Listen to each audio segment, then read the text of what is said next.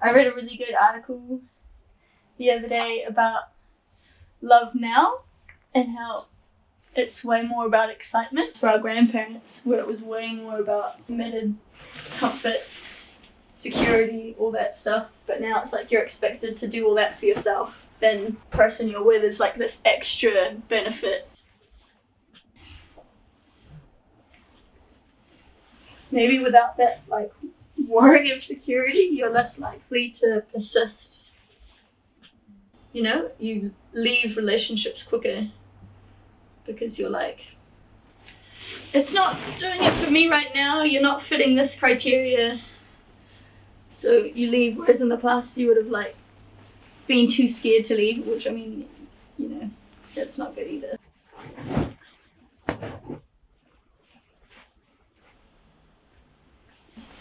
You know, I see my grandparents and I'm so jealous. I'm like, I want to have a diamond anniversary. I want to be with someone that long that they're like an extra limb, you know, like complete reliance. At the same time, I'm like, independence, woo! I want to be able to love whoever I want and have all these rich experiences. Yeah, it's scary to be with someone and be stuck in their world for 50 years.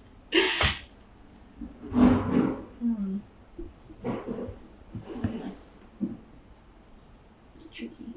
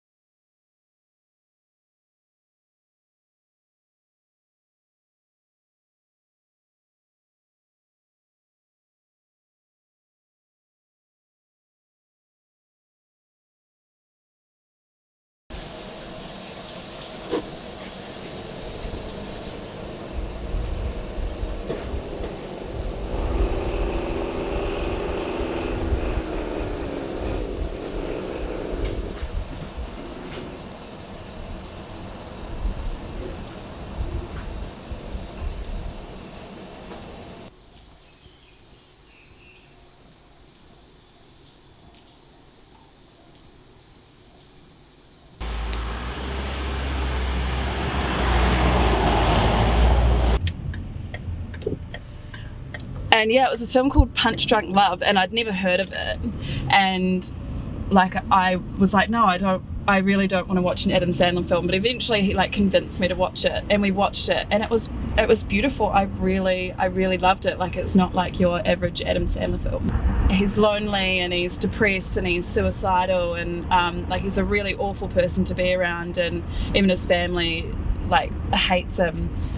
But he meets this woman, and she's nice to him, and he's intrigued by her, and ultimately they end up falling in love and punch drunk love. And there's this scene where they're talking to each other, and they're telling each other how much they love each other, to this like grotesque level where they're like, I want to beat your head in with a fucking hammer. I want to cave in your skull with a hammer because I love you so much. I want to scoop out your eyes and eat them because I love you so much. Boys would just lie there and like list all of these fucking disgusting things that we wanted to do. Like, I want to hack off your arm with a blunt, rusty hacksaw and feed it to the dogs because I love you so much. And that was really being in love.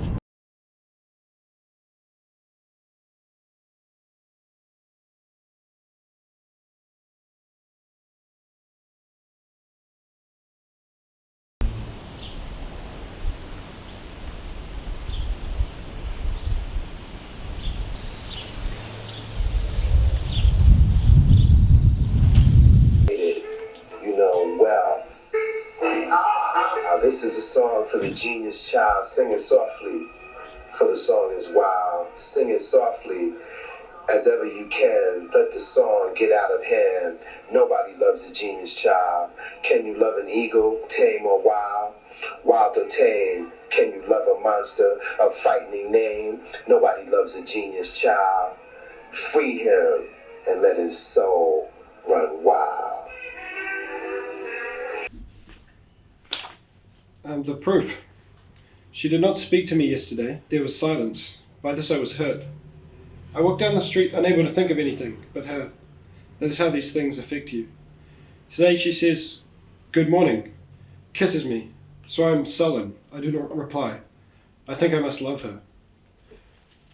Well, that's the thing, right? You feel completely powerless, or it's kind of something that every aspect of my life, it's sort of like, you skip dinner because you want to go out for a drink because maybe you're going to see that person, or you don't eat breakfast, or you're late for work, or you start making all of these exceptions because of that. If I feel that way about somebody, is if it starts because it totally just hamstrings you in a sense, often it will come out of nowhere and then all of a sudden you feel like you can't even function normally because of this thing. As much as you like to be like, oh no, I'm so motivated, I've got an amazing work ethic, I'm doing this and this, I've got to do all this stuff, and then all of a sudden it's been 2 weeks and you haven't done any of it. You're like, oh, where was that? Oh wait, I was hanging out with this person, or I was thinking about this person, or I don't know, I think that's quite cool at the same time that something can affect you that strongly,